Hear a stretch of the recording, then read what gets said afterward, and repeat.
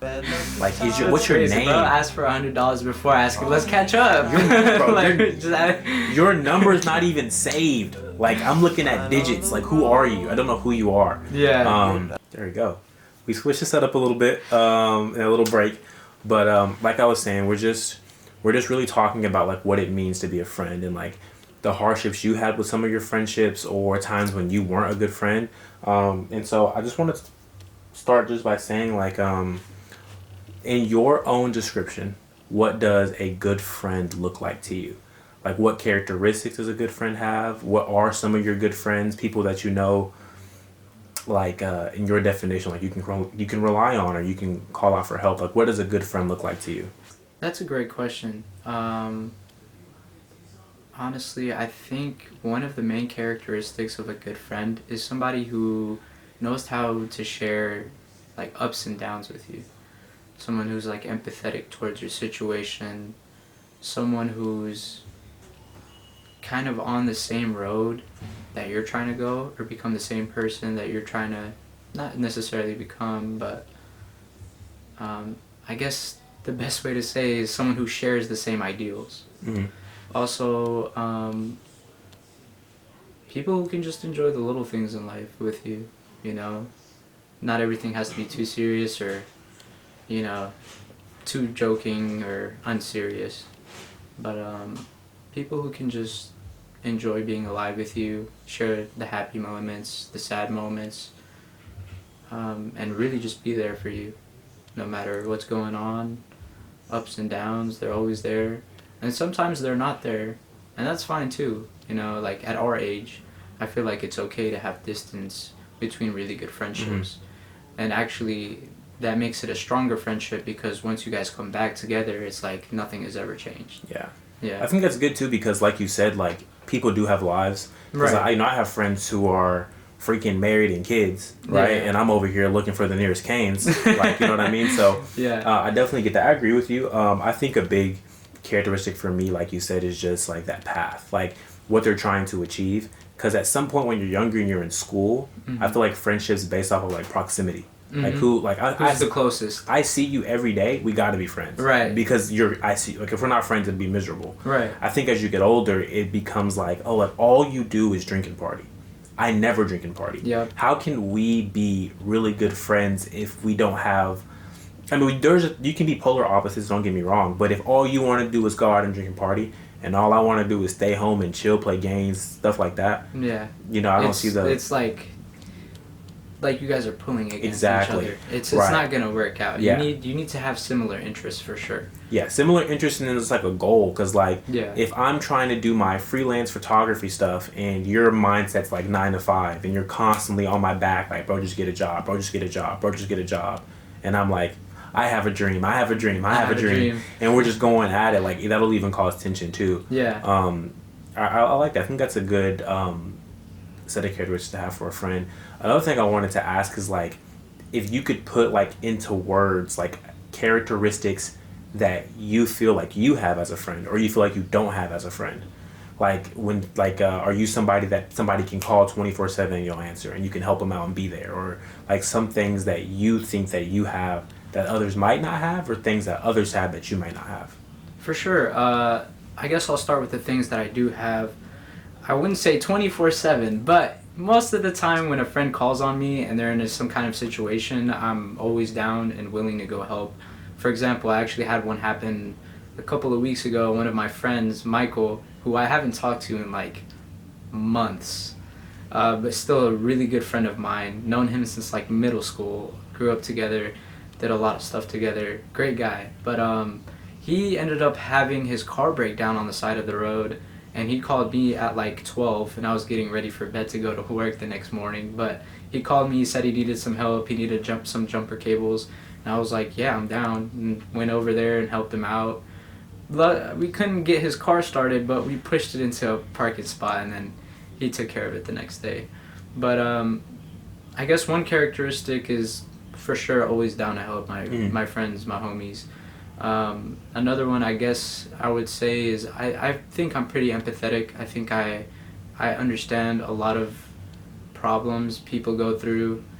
I can sympathize with them pretty easily because I feel like I've been through a lot of it as well, and I try to be as positive as I can be for them when they're feeling as negative as they feel. You know what I mean? Because I feel like those times are really important, and to be a friend and to be there for them in those crucial times is what kind of like shapes where they're gonna go next. And as a friend, you should always care for your friend to go towards a positive and good route. You know what I mean? Yeah, I agree. I think for sure with the first point, you being down, literally now, I'm trying to do photography, videography. I want to do like a documentary thing. I needed somebody. The first person that crossed my mind was, oh yeah, my boy Zach gonna pull up. He gonna talk. He gonna be cool. He gonna be chill. In my cramped, tiny room, it's 100 degrees in here. Bro hasn't complained, bro. It's great. I do agree with you on that. And then as far as your second point of just like being sympathetic, I know there's been times when I'm freaking pulling my hair out and you've listened and been like, bro, it's gonna be okay. I think another good point, characteristic that you have is that you've been through a lot too, so you can talk from experience and like from a perspective of like being on the other side. Like even when I have like my relationship problems, you're like, bro, I've been there. Like I've been there. Like it's not. I'm not just saying I feel you. Like I feel you because I've been there. Literally. Like I've literally been there. Yeah. So that's another great thing that I think. I think for me, a characteristic I wish I had is like, I don't know how to put this, but I get so caught up in what I'm doing.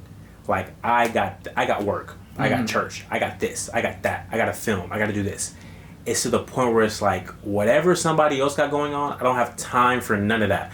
And the only time I kind of snap out of that is when good friends, right, come and like check up on me, or they say that you want to hang out and do stuff like that. You know, you want to do things. Yeah. This kind of leads to my next point when it comes to good friends.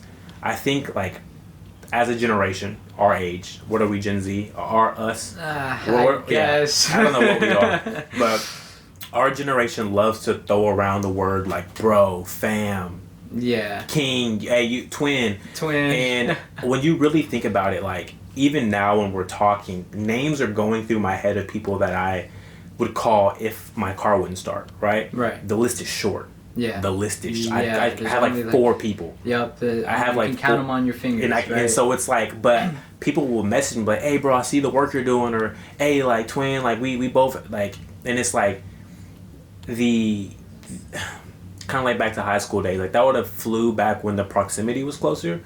But now that we're older, it's like I haven't talked to you in person or seen you or anything in like 4 years. Like I'm not your bro. You don't know me. We're not really friends. Yeah, we're not even friends. We're just like like I just know, we're acquaintances. Like I just know you. Yeah. And so it's kind of like I don't know how I feel about that. Honestly, like I don't know how I feel about how loosely we use those words, because like when I'm in a serious conversation, I call someone my brother. Like you're my bro. You're my brother. Your fam. Your family. It's like you're literally here. Like you're here. Like you. And definitely like Cito. Like y'all two are like my bros. Yeah. Like something happened, I'm calling y'all. We'll figure it out. If I'm stuck on the side of the road 2 hours away, I'm calling one of y'all. Yep. Like that, and I know y'all gonna pull up. So like those are my bros. Y'all are fam. Y'all been to the crib. Y'all know my parents. Y'all met freaking sister, grandma, everybody. You know what I mean? And so I don't know, how do you feel about like using, because it's also like a term of endearment. Like, oh, bro, like, you know, chill, like, yo, what's up, you know what I mean? It's almost like slang. It's almost like slang, but, like, even when we're talking, like you said, Michael, like, you have people, like, you have a list of people who you truly call and, like, who would check up on you. Like, how do you feel about, like, just today and, like, the whole idea of, like, everybody's bro, everybody's fam? I mean, I get it. I see why people use that terminology, right? Because it's, like, it's just how it is nowadays, but me personally, I don't like it because I like to be very specific with the words I choose, and like especially during conversations. And so if I'm not that close with somebody, I'd rather say like homie or use their actual name instead, preferably their name. Yeah. Otherwise, I kind of reserve those words for the people that I hold close to my heart. For sure. You know. But I mean, I guess that's just the age we live in now. Yeah. You know what I mean? Yeah, where everybody's bro, everybody's fam. Yeah. Yeah. Another question I had is just like, as far as deal breakers in a friendship, right? I know everybody has like their pet peeves and like relationships and icks and relationships. But Right. like, as a friend, like just give me a few things like your friend can do where they're no longer your friend. Like they're demoted to acquaintance or they're demoted to just like stranger. I have a couple. Oh snap, bro got a list. I got a couple. list. Yeah, I do Okay. have a list. Been through it, you know what I mean? But one is for sure pressuring. I don't like friends that pressure. Okay. Or like people who try to pressure you into doing like it doesn't even have to be something that you don't like, or I mean it can be something you don't like, but specifically if you're trying to avoid something and your so-called friend is trying to pressure you into it, Right. good or bad, Mm-hmm. I don't find that like a good trait, and it's something I try to stay away from. Mm. You know, and it goes like pressuring can be under certain circumstances extreme, and that's where I'm really talking about is like extreme pressuring, like trying to force the person to do something. It's definitely a no-no in my book. But if it's like a encouragement, then that's different. You know what I mean? I feel like there's a difference between encouraging and pressuring. Right. You know, another one would be obviously like being fake or betraying a person. You know what I mean? Like betraying trust, or you know, not being genuine or truthful. You know, especially with a friend. You know, like I should be the person that you're willing to tell anything to. You know what I mean? So it's like you having to hide or lie or do kind of childish things is not. I don't have time for that. You know, I'm way past that. Leave that in middle school. We're like adults now. Yeah, for Let's sure. move on. But that's another one, and I'll give you one more just to keep the list short. Probably someone who just fails to communicate, and it's not like saying like obviously I have friends who we don't see each other for months. You know, sometimes me and you, we don't see each other for a couple months or weeks or whatever, because you know we have stuff going on. But if it's like you said, a year goes by, or 3, and like we haven't said anything to each other, and it's like, well, I tried communicating with you and you never responded after a year, it's kind of like, I don't know, you know what I mean? Yeah. It's like, I get it if stuff happened, but at the same time, there's been such a gap in time and so much has changed to where it's like... Yeah, because I agree you can be busy. Yeah. I get that. But at the same time, it's like sending a text message takes less than like 5 seconds. Yeah. Just a quick like, oh, okay, I'll get you back, or just like, oh, what's up? Like, you know, like catching up. A phone call is even shorter. Like you just, hey, what's up, bro? Oh, catch up 5 minutes, end the call. Yeah. I agree with that last point heavy, because it's like I'll have people I haven't talked to in 3-4 years be like, hey, what's up, bro? Let me get $100. I don't know you. Do you live here? I don't even know. Like I don't even know you. Like, what's your name? Bro, ask for $100 before asking. Let's catch up. Your number's not even saved. Like I'm looking at digits. Like who are you? I don't know who you are. Yeah. One thing I would like to say is like if that were to happen, but a home like let's say we were friends in the past, but they wanted to catch back up, down for that. Yeah. You know what I mean? Like that's totally fine. Completely cool. Catch back up with no hidden motives. Agenda. Yeah. You know what I mean? Like trying to get something out of you. That's weird. Yeah, very weird. I would say for me, all your points I agree wholeheartedly. I would say a big thing for me is someone who doesn't know how to chill out. So, and what I mean by chill out in multiple ways. Like, let's say I don't like going out, but let's say we go out, right? Let's say you drag me to the club or something like that, and you're doing the most. I will never go out with you again. Like, I probably never talk to you again.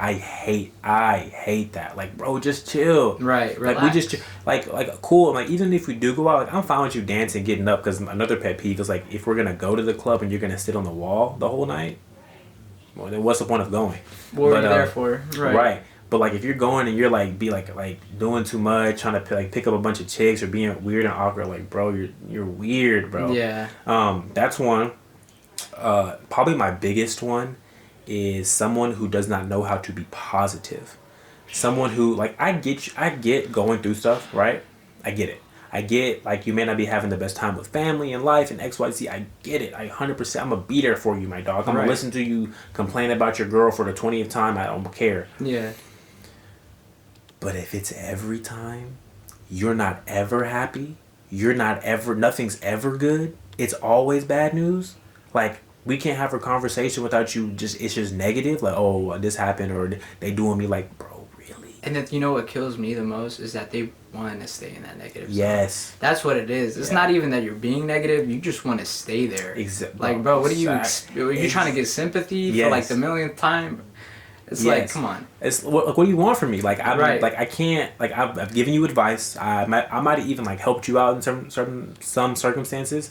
But it's like, you gotta help yourself. Literally. Like, you're still, like... I know people who still, like, talking about something their dad did to them. You're 25. Dude, you gotta get over it. Go. Like, I know it's trauma, and I'm not trying to be insensitive. We're not being insensitive. Yeah, but, like, you're 25. Like, how long are you gonna let that hold you back? Right. You have to work on it. You have to get over it. It takes time, but you gotta put work. That's like somebody stepping on my shoe in the club, and I see him 6 years later, and I'm like, that time you stepped on my shoe? Yeah. Like, bro, you sound stupid. Like, you sound childish. You know, that's one of my biggest, oh my God. You gotta be positive. You know what I mean? Like, and I know, again, like we were saying, we're not trying to diminish anybody's trauma and stuff like that. No. But at the same time, at some point, you gotta, like, this is your life. Right. You're gonna let them hold you back your whole life. Yeah. No, you have to grow. You have to let go. You have to look inside yourself sometimes and, like, figure out where it's coming from, because some people, they just don't know. You know what I mean? They don't think about it. They don't reminisce or, like, ponder on what is causing me to act this way, or why am I, like, how I am when I know I could be better. But trauma's real. It's a thing that you should definitely take care of, but at the same time, like, don't be oblivious to it. You know what I mean? Yeah, I agree. Like, try to look into your problems. Another one I wanted to say is just a time when...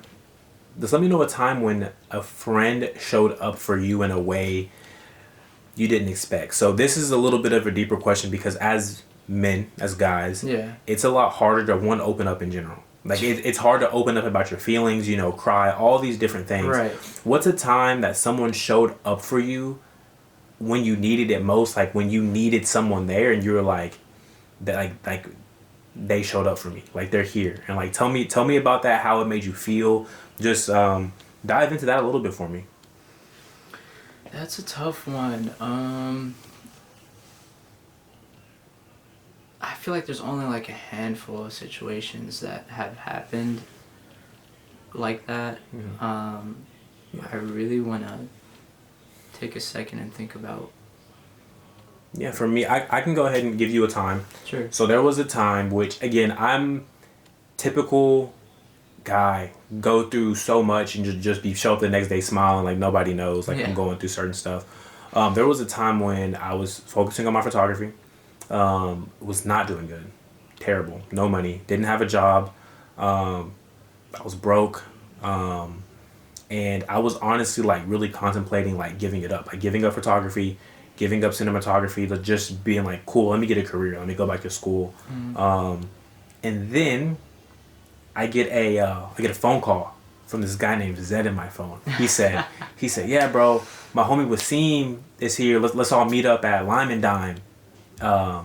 And something small, like something for you probably didn't even think about. Like, oh, Kobe, cool, yeah, let me invite him to Lime and Dime with Wasim. Like, I've never met Wasim, but you're like, I feel like you were like, Kobe would be a good representation of me. So you're like, cool, I'm gonna bring Wasim so we can all kick it. Yeah.